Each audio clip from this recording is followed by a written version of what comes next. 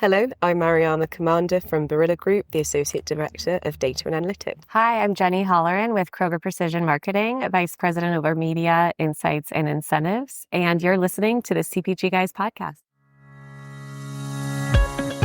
Welcome to the CPG Guys podcast. Your hosts, Shri Rajagopalan and Peter V.S. Bond, explore how brands and retailers engage consumers in an increasingly digitally driven world.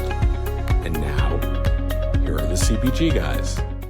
Hello and welcome to a special episode of the CPG Guys podcast, recording in France at the 2025 Cannes Lions International Festival of Creativity. I'm your humble and adorable co-host, PVSB, who also moonlights as the head of industry and client engagement at Flywheel, the commerce acceleration division of Omnicom. Joining me as always, my fellow co-founder and co-host of this B2B media empire.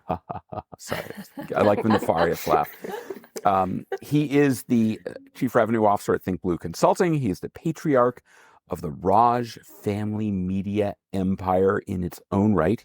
He's a former Chief Customer Officer at General Mills, and he is my ride or die, the Thelma to my Louise. Please welcome the man known as Shri. Shri, we're getting ready to close out our time here at Cannes Lions. How you doing? Official beginning of day 5. Yeah. 2 errors here in the script we're going to have to fix long term. It says humble and adorable co-host. That's What? a fix. And then why do we have to say, like, what is this Thelma and Louise? Why can't we say judge to my Otani? Well, do you really want to say that? Because that actually is true, because we know that Otani's the better player. Mm-hmm.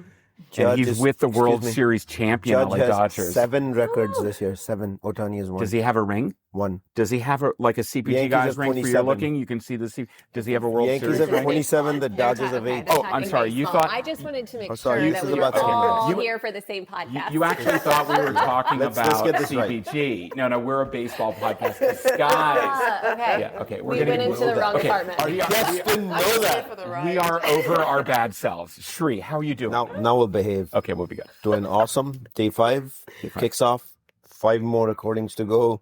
1 more dinner to go. And then back to the mothership tomorrow. So what a absolutely fabulous festival it's been. Lots of learning. Yeah. At the time of this episode's release, we'd have already dropped our learnings from Cannes, Saturday after Cannes. If you haven't heard that episode, please go back, find it. All you got to do is type CPG Guys Cannes. You should be able to find it right in Google search. But pleasure to be doing this, man. Oh, love it. Love it. So to our audience, make sure you're following us on your favorite podcast listening platform, so that you'll never miss an episode. Just go up to the top, Spotify, Apple, whatever, click follow. If you're sitting in the shower, ask Alexa to play the CPG Guys podcast. She will. It'll be great. So anyhow, listen to us. So shower, the only place that's allowed. What about the dining table? You can do that. I know where she was going, but dining table. I know. You're walking through your favorite shoe store. You're making some procurement. You've got your earbuds in. Or Hermes scarf. Scarf store. We'll have to find some people who know how to buy shoes. Anyhow, if creativity is the main purpose of Cannes Lions, it's hard to walk the beach these days, Shri, without clearly understanding by the many activations here that retail media is a pretty darn close second, right? We're pleased today to feature both a retail media network and one of their consumer goods suppliers who leverage the RMN to meaningfully grow profitable sales. Jenny Holleran, VP of Media at Kroger Precision Marketing, is joined by Mariama Kamanda, Analytics and Insights Associate Director at the Barilla Group. Welcome, ladies, to the CPG Guys. Thank you. Please introduce yourself. Mariama? Hey, so I'm Mariama Kamanda. I work at Barilla Group. I've been there for around 4 years. It's very fast approaching, really focusing on data and analytics. So anything to do with the modeling side, predictive analytics. And I'm a bit of a nerd, so if I can find data and I can hunt it down, I'm probably going to try to use it in some way. That's what I'm known for now. So yeah, it's really lovely to be here. You're a data nerd, that you fit right into this group. We're okay with that. We love that. We love that. Jenny! Hi, so great to see you. Dear old friend Jenny. Jenny. Yes, I know. I love seeing you guys in all these great places. Yeah. Jenny Holleran, Vice President of Media, Insights, and Incentives with Kroger Precision Marketing. We are the retail media arm of Kroger, America's largest grocer. We're going to include in the digital liner notes of this episode links to your LinkedIn pages, Great. Your company page is on LinkedIn, your company website, so listeners can multitask. They probably will do a little, they're running along the beach, they've got our earbuds in their ears, they're listening to us like, I got to check out who this Jenny or Mariama is. So it's all in there. You don't have to write anything down. Just click the hyperlinks. You're good to go. All right. So let's get to our conversation. We've got a bunch of questions. Sri and I'll take turns asking you them. Okay. And we're looking for it. So I'm going to go to Mariama first. Brands are facing a lot of uncertainty today, both from economic uncertainty and from changing shopper habits. How are CPG brands like Barilla navigating some of that consumer volatility they're facing? So we have a great analytics arm. Yep. So in my broader team, we've got a team that takes care of insights. You've got the data analytics, and then we also have capabilities. Yeah. So I'll speak on the insights piece because, of course, everything starts with data when we want to understand the consumer and how we want to move forward. And some of the foresights that we're seeing aren't too crazy. They're not too new. We're seeing that people want that personalized experience, but we also see a seismic shift in how they're consuming things. Okay. So there's that. But when it comes to really speaking to the consumer, they want a personalized experience, but not too far. And sometimes it kind of juxtaposes because over the last few years, we've heard that you need to do mass reach. But the reality is that they still want that personalized experience. Yep. So our insights team really tapped into that. And then it's something that we're seeing in our different regions. So what we found in the US, for instance, is that we were finding a drop-off rate to some extent when we looked at the Protein Plus. Not a drop-off rate. The market share is pretty good, but people aren't coming back and we want to increase the penetration. But how do you do that? Do you do the mass reach with your media agency, or do you do something more bottom line that really impacts how much money you're going to make and have in your pockets? Of course, we need to make sure that it's a win-win for both. But I think that's really what the issue is here. It's how do you go to that personalization without being too overbearing to the consumer who says that they don't necessarily want. You want to nudge, you want to encourage, you want to inspire. Yes. You don't want to shame. Yes. Yeah. Right? Yes, Yeah, absolutely. So Personalization at scale. Yes. oh my God, I've heard that before. That's good. We'll have to write that one down. No. People will be listening while they're running on the beach. All right. So let me follow up then, Mariama. One of the big changes in CPG is a shift in people's diets, right? GLP-1 diets tend to demand much higher protein in order for it to be truly effective as a mechanism for changing their lives. People are looking for functional ingredients and higher protein meals. So tell us about Barilla's Protein Plus line and some of the challenges you faced in bringing that to market. So I would say we're quite ahead of the curve in the US specifically. Okay. So they actually launched this 20 years ago, and it's been in the market since then. So with everyone trying to be more healthy and have more protein in their diet, Barilla was ahead of the curve, and it's been one of the most successful ranges. So this isn't a humble brag from that side. Okay, we're all shameless bragging. That is so outside of what the CPG guys I do. thought prior to the recording of this episode, we were discussing who's an introvert. Apparently, that's you and me. I would think Just so. saying. Sorry. No, it's absolutely Continue, fine. please. So that innovation and the RDEQ team did a fantastic job to really get to market 20 years ago. And now it's really something that the US market loves. And we have loyal purchasers and we have loyal buyers. So it's really ensuring that we have more repetition and we can introduce it to new people. Because like you said, there is a new need with GLP-1 and everything else of the change of dietary needs. To get it out there, there's more of an opportunity. And it's really refreshing it. So it can be through your creative, through your comms, through your strategy, through your targeting and everything else. So people know that there's an option there that already exists in market and it's already well established by a brand that people already like. The GLP-1, Mariam, is a very interesting one. And Jenny, I'm going to ask you that same question before we continue with the script. About 2 years ago, when volume challenges started in our industry for the food business in general, largely related due to inflation and SNAP EBT dollars disappearing. I personally was against this notion of analytics that said GLP-1 is a real phenomenon. 2 years later, I think we're in a completely different ballgame. There's article after article that talks about the GLP-1 revolution. It was a big focus. Cagney. It should be. And now I think at boards in both brands and retailers, the narrative has shifted from GLP-1 is irrelevant to it's actually impacting volume. I love y'all's both take on GLP-1. Are you both paying closer attention? Are you digging for analytics and then trying to see how to respond? Or is it one more of those trends that will come and go? Yeah. I love how first you said you ignored the analytics when you're sitting with someone that's so passionate about data and analytics. So I'll tell you why. I'm going to acknowledge why now that I'm out of corporate America. Now that I'm independent, I can say it because having been CCO at General Mills at that time, obviously the narrative was scripted for me and I followed the narrative. Now I'm studying on my own and it's a whole different ball game and I don't have 30 analytics people telling me how categories get impacted. Sure. I do my own independent study and I've definitely come to the conclusion GLP is impacting. It's not the only thing impacting. It's still inflation is the number one issue.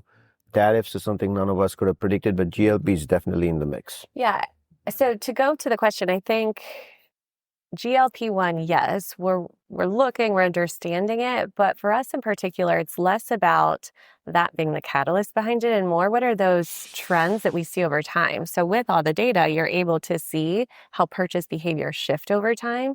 That could be high protein, that could be low sugar, that could be price sensitivity. So for us, it's less about the GLP-1, but understanding audience behaviors, those demand spaces that we start to see You are what you buy. You are what you buy. And then that's where that audience first strategy comes in. So even going back to the mass media aspect of it all, when you know what someone is because of what they're buying, GLP-1 or not, you're able to speak to them in a really great way. So Mariama, if I go to Hermes today to buy a scarf, do I become a fashionista? He said you are what you buy. I think it could be, yeah. Let's say Yeah, I yes. think, Okay. yeah, We should do it. We totally should. It's right below us. We're not fashionistas. Have you seen the way we dress, Sri? Are you a CPG You guy? are what you buy. We are what we But buy. Mariama, all jokes apart, I'd love to get a brand viewpoint on GLP-1 as well. Is it a phenomenon or a passing trend? So it's definitely something that, like you said, we're keeping an eye on because there are trends. And let's go to foresights. So foresights are long-term things that will impact how everyone looks at your business and how you should be creating a product, how you should be talking about comms and speaking to the consumer. And People- now, go ahead. go ahead. So people are changing the way they eat and consume food. People like to have smaller meals. I mean, after COVID, people stopped going to restaurants. They wanted to have more intimate moments at home. There was an increase of loneliness. You had the foresight, and that really changed the way people started thinking about meal solutions and how you package your meals. And there was a panic around that for a little while. And then, for instance, I'm of an age where I don't necessarily eat a full meal. I love a little snack. And that's something that came out as a foresight. People, the way they consume things. As millennials, at least, you're not sitting around a table necessarily eating a whole meal at a specific time. You're snacking, so you need your nutrition at a different time. GLP-1s is something that has come over that as well. I'm not too sure if it's necessarily a foresight. It's definitely being tracked, but it falls into that wider schema of the way that people consume and the way that intaking food. So we need to account for it in a way that from our standpoint, it's not to create things that will suppress appetite or try to hack your appetite. I'm not too sure if that's the way that we should necessarily be going. But that's also that's my personal view. That's not necessarily a Barilla view. So I think it's looking at the insights, but I don't necessarily think that we should dismiss it by any way. It is going to impact the way people consume. It's going to impact the way people have nutrition. And is it going to be more innovative? And as a CPG or as an individual for myself, it's how can I get what I need from my brand without feeling judged, first and foremost, like you said earlier. And how can I get all the nutrition that I need in a considerate way? Understood. So, Jenny, should the CPG guys at this ripe old age not be eating a full meal a day? I'm just kidding, guys. Retail data. Mariam, I wanted to ask you about retail data. You said you weren't going to try and track. So, how did access to retail data help you guys? You said back to brand, right? Or bringing lapsed households back. You were alluding to that.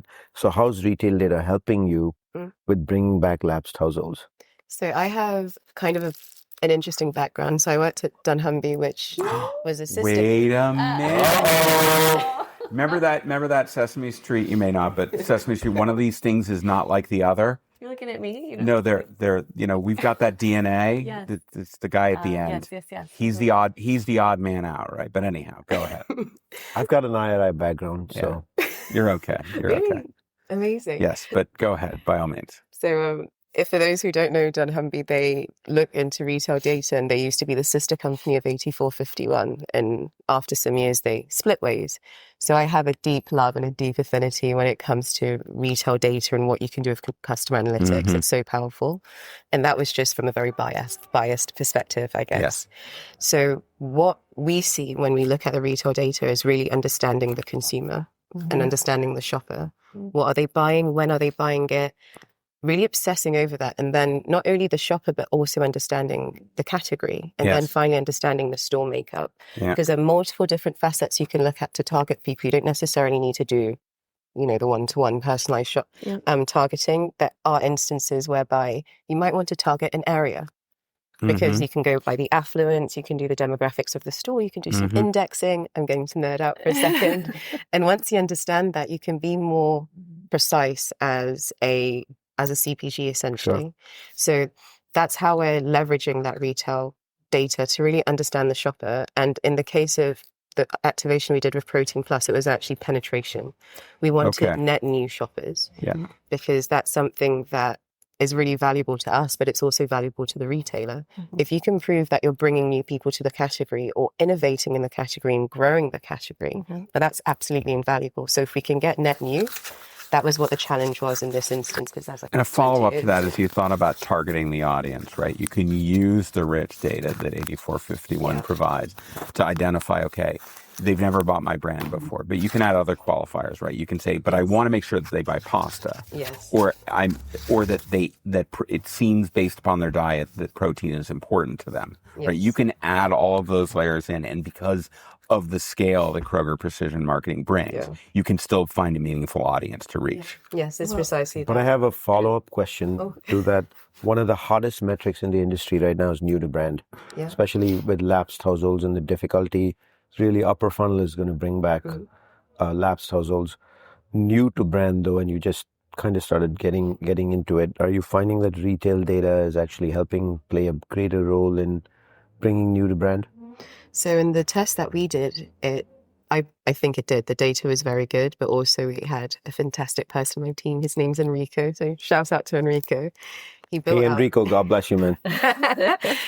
He did a fantastic job building out a propensity model to target people who had a higher likelihood of converting, which is where the data really comes in invaluable. We didn't want to target everyone. We want to target the people who we are 90% sure, 80% sure are going to convert. And what we found is that they did. And we wanted to see the net new. So I think it's invaluable. Like you said, it can be new to brand or it can be penetration. So at Barilla, what we say for all of our brands is penetration is king.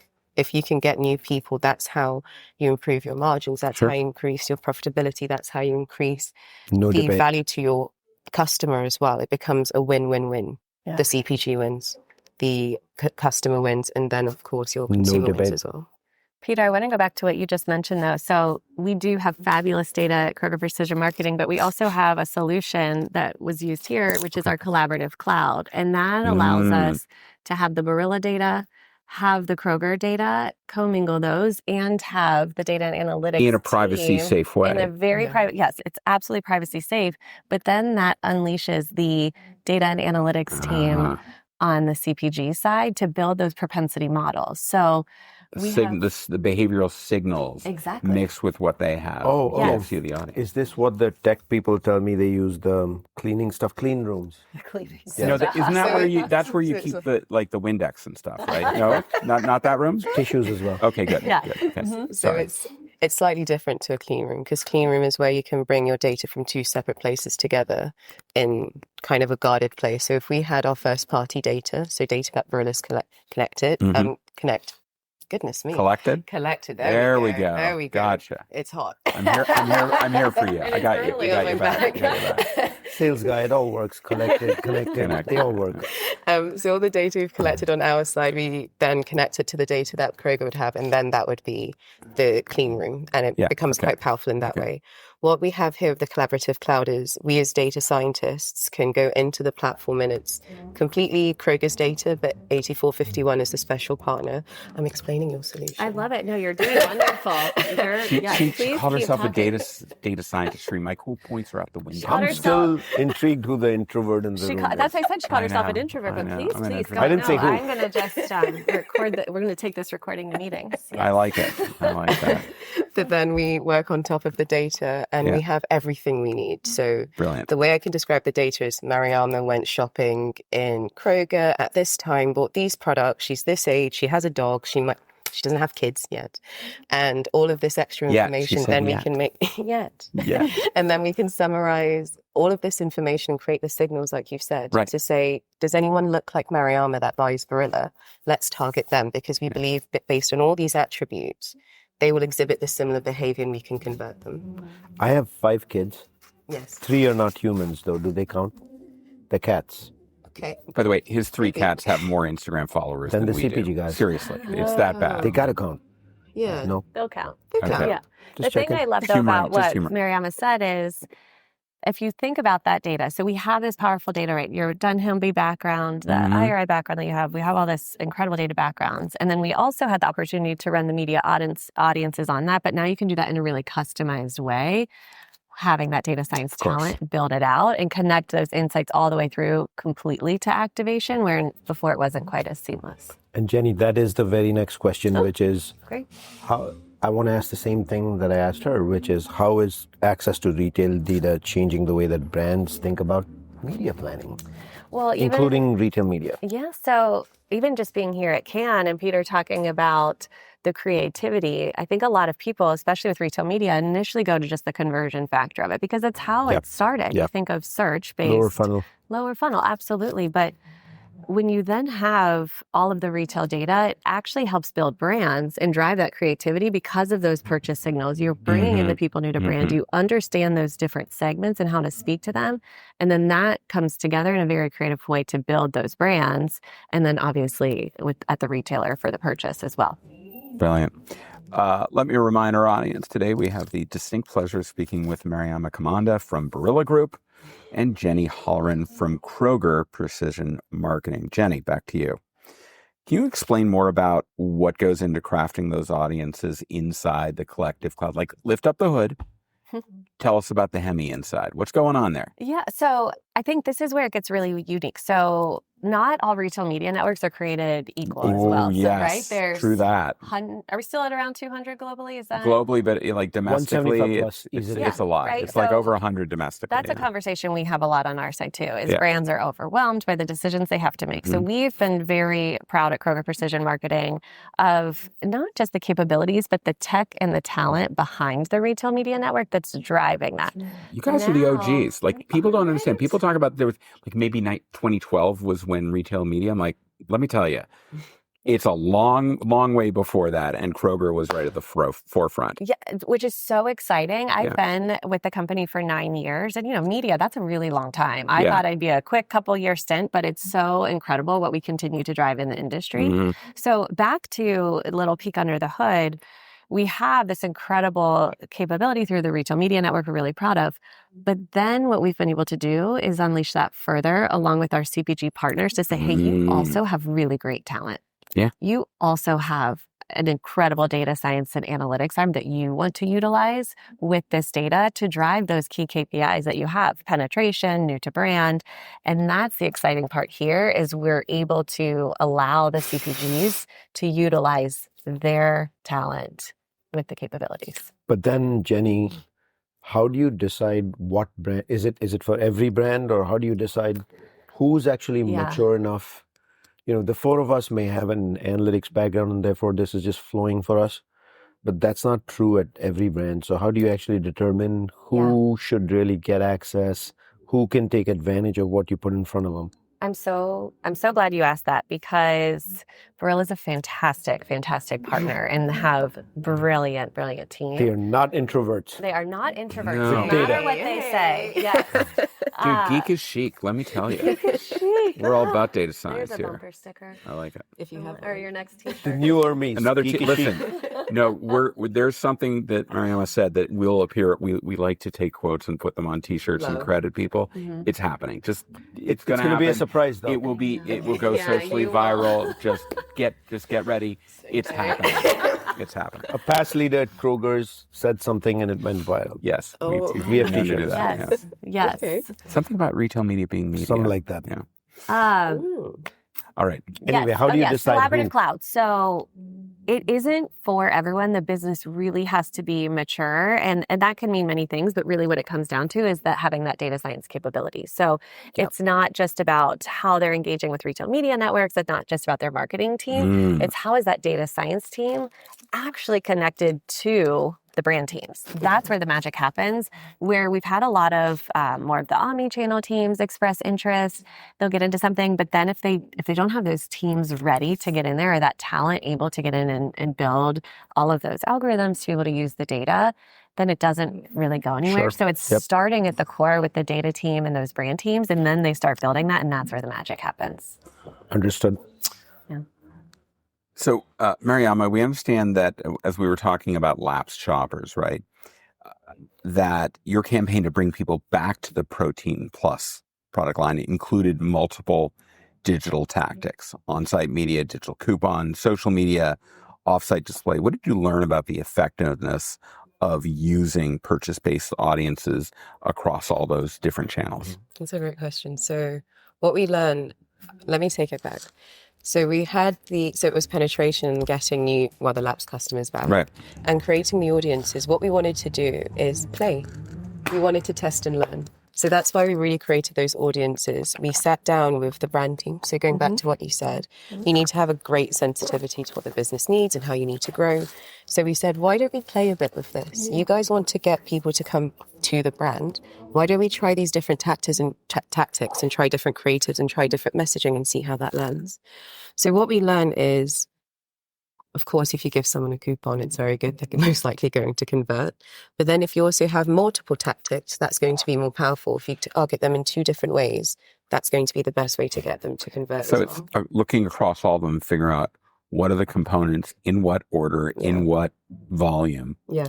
drive the best outcome. Yeah. We've talked a lot about the audience aspect of this, but then what we haven't touched on yet is the measurement on the back end of that. And what Mariama was saying is when you had all of those tactics working together, they saw a 4x increase in the results on that as well. So 4x. yes. So it's like incredible results to start. But I love that you said you got to play a little bit because that's the fun of it is you pick these audiences, you play around a little bit, and then you get that measurement, you optimize, and then you start to learn to grow and scale. And it's really around the partnership as well. So we have amazing partners at KPM as well as that collaborative cloud. So you've got the data science arm who are phenomenal. You've got KPM from the media side who are so creative of the way they think. Yeah. And my general brief to them when we started was, I want to do something wacky and cool, and I just want you guys to play when it comes to media. Right? If So we give you exciting. the audience, You're letting them get their hands in. if you have people who are excellent, let them be excellent in what they are good at. I love data, so I will do the data and I'll create the audiences. The data scientists would do that. KPM does media or retail media, which is just media. We let them do what they do best and they can advise us and we can consult them and give them the insights and the brand details that they need. But once you're able to have that partnership and the synergies as well as having the business oversight, I truly believe that's why it performs so well. So for me, I'm happy that we said, just play with it a bit. You go. Yeah, I you like go and that. tell us what works and we can see Brilliant. how that works out and what the results look like. And they were really So good. fun. What I'm hearing you really say is a test and learn mentality, and with a very open mindset that KPM can bring those ideas for test and learn to you, and it can be repeated, it can be multiple ideas. Well, how do you feel about that? Because having a brand that you can work with, which is open to test and learning all year long, is got to be a dream for you guys at KPM. It is such a dream. It's one of my By the way, it's the favorite right things. thing to do for the consumer, but most brands don't understand that because they want to script the narrative. Yes, and so often you get caught in these legacy performance metrics or models, Yep. and then you just get into this hamster loop. wheel. Exactly. And so getting the hands dirty, really getting in there, having fun and playing, testing and learning, and having the incredible partnership to say, if something worked, great, how do we take that further? If it didn't work, what did we learn from this? And then how do we think differently again? And that's where, again, we can geek out over the data because of that. And it's telling us that even though you didn't believe the analytics on the GLP-1, see how I brought that back I want to, for the whole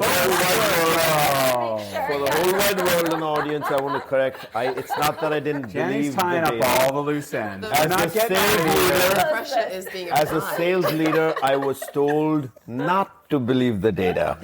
I know. And that's where we have the fun, right? We have all this data, we have the analytics and the performance to show. And so we continue to grow and then we'll see what's next. What is the next fun thing to explore? And that's Actually, why Barilla is such a great partner. I'm going to correct that even further. I was told not to use GLP-1 as an excuse why volume is slowing down. Whole different ballgame now, as Peter said.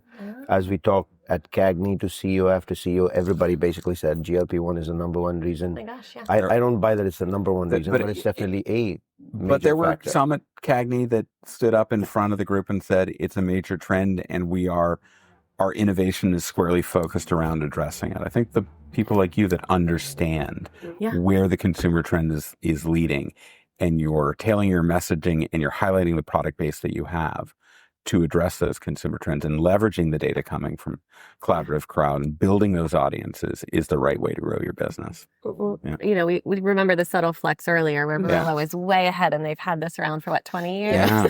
But so we, as you know, brought together our media and insights business earlier this year at KPM. And part of that was to help get ahead of some of those insights. So we would see those trends that Barilla was seeing and say, oh, we're starting to see people go after more protein heavy meals. So then we can sit with brands in a totally different way in their R&D space to say, we're seeing trends in protein, and that helps them build out their new portfolio and innovation, and then all the way through to the media. So that's been a lot of fun too, is pulling those together. So does that mean now at KPM, y'all are bringing proactive trends to different brands and actually coaching them on which directions to take based on the data you're seeing? Those that want those conversations, those are some of the best ones. That's where we get really excited. Why would somebody not want to have that conversation? That's like old puzzling. school ways, the hamster wheel again, right? Or it's just The GLP-1 story all over again. We come into KPM with a brief to just activate. It's those salespeople. Instead of, wow, they start to see this, you're still salespeople, I know. We start to see this consumer behavior. Those poor misguided salespeople. No, this is our Because they sad want fest. truckloads. Yeah. But seriously, so you have the ability now to take, because you're one team, to take retail data and actually bring trends to brands. Yes. I want to make sure our audience hears that. Yeah, we have that data capability to sit in a room and say, here's what we're seeing of shopping behavior. Is that proactive on your part, or do brands have to ask? We've had a few conversations where it is proactive, and it's great because when you're a CPG, you believe you know everything about your brand. That's where I'm going, yeah. And there's nothing nicer than having a conversation where you don't have to overly preface. And they're just like, oh, we've seen this. And what about this? And I'm like, perfect. This is a fantastic conversation. What are we going to do about it? Or what's your solution? Because it's great telling me the what. What's the so what? What's the now what? The now what? Yes, exactly. And then in 2025, we're halfway through the year now. Oh my What's like one big insight you're proud of? Either of you. Yeah. that you feel that like GLP-1 is we've debated GLP-1. We are halfway. I know that threw everybody off. Jenny's talking about. That threw everybody off. Nobody told me we were in June. I'm sorry, it's almost July. It's already AOP time for next year. Oh my goodness. And an LRP time. Oh my gosh, yes. I don't know if it's one individual insight. I think it's the work that we have been able to do together. That is what is exciting me and how we're building to see this forward, the innovation in our industry. What I'm taking away in the partnership between the both of you is a pretty deep one, grounded on what everybody should be grounded on, which is consumer insights. Yeah. Some may call it shopper, some may call it something else, customer, but at the end of the day, it's consumption habits. Would you guys agree? Yeah. That's pretty awesome. You are what you buy.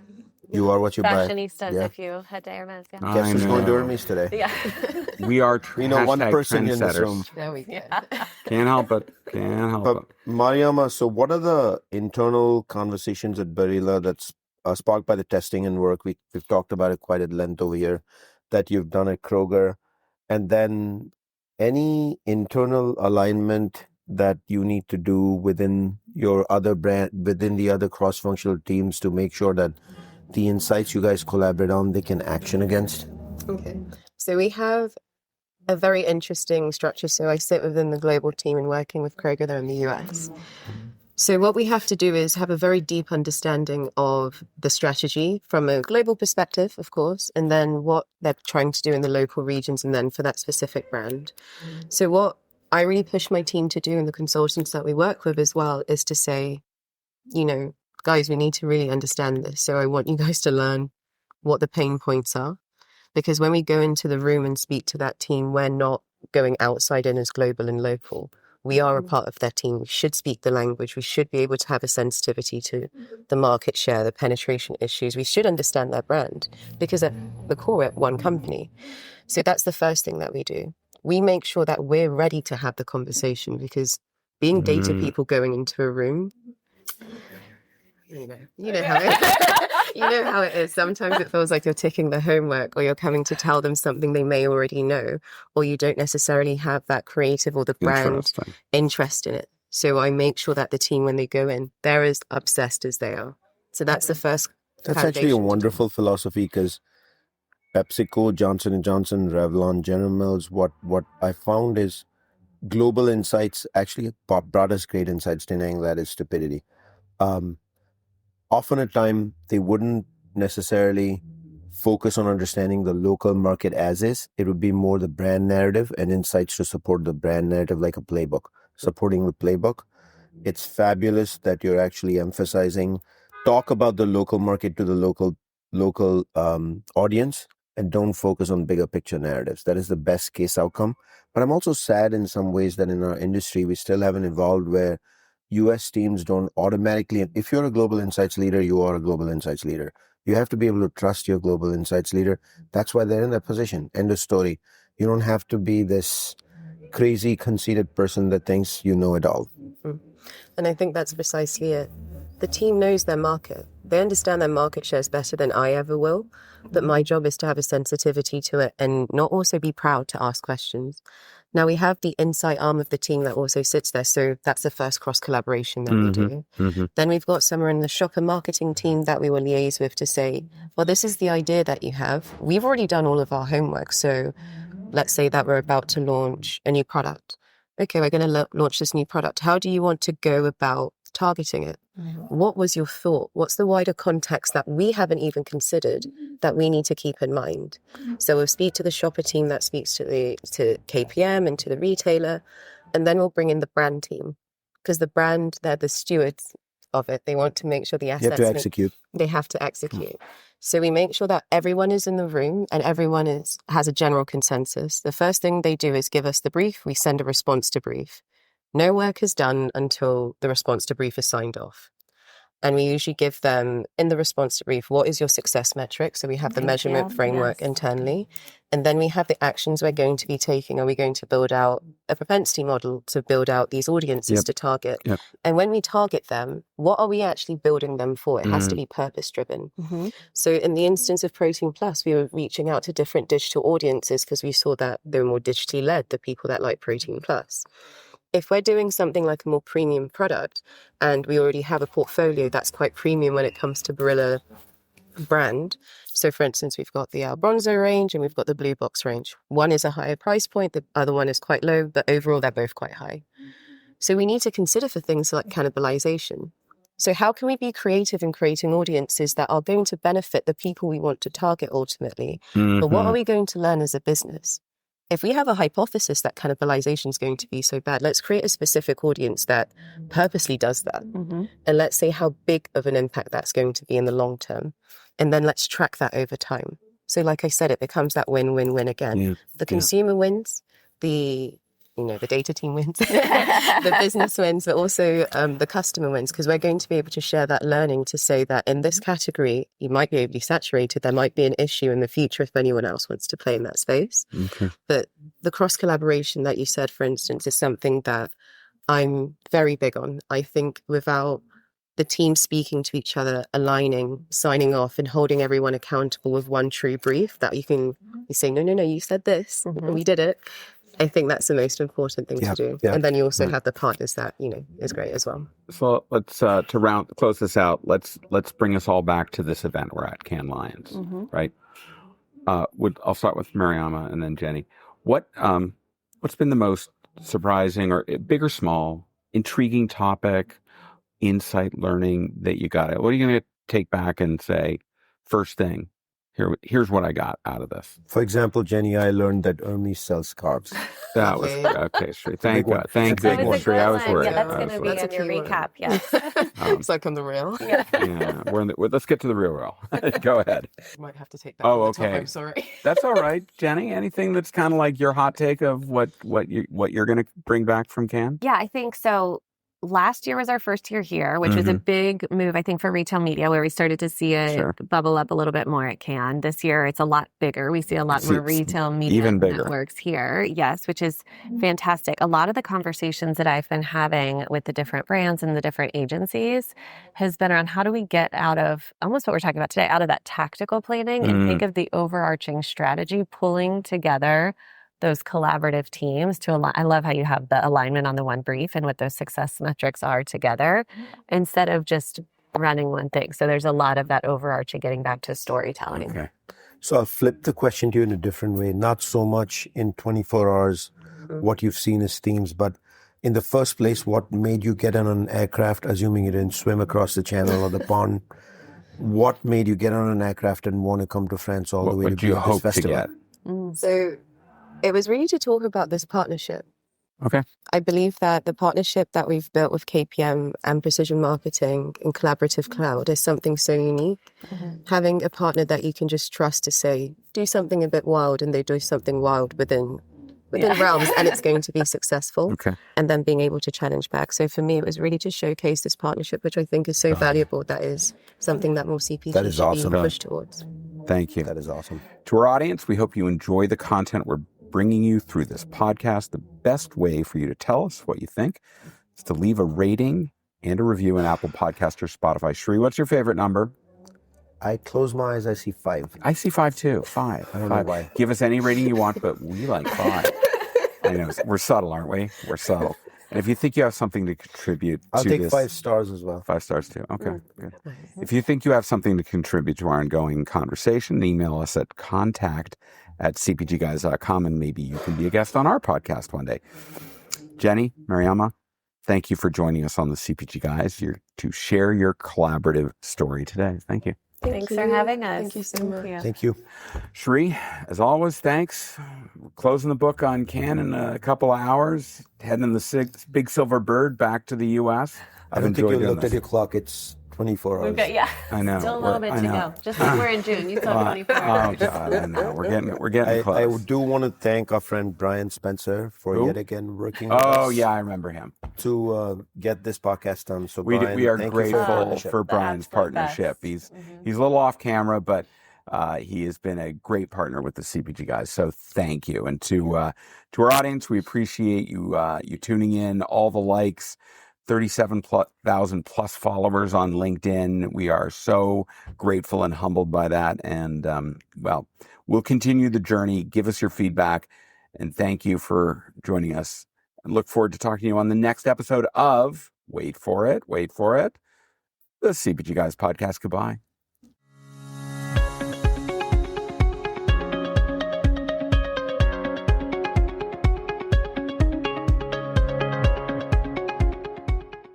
The content in this podcast episode is provided for general informational purposes only. By listening to our episode, you understand that no information contained in this episode should be construed as advice from CPG Guys LLC or the individual author, hosts, or guests, nor is it intended to be a substitute for research on any subject matter. Reference to any specific product or entity does not constitute an endorsement or recommendation by CPG Guys LLC.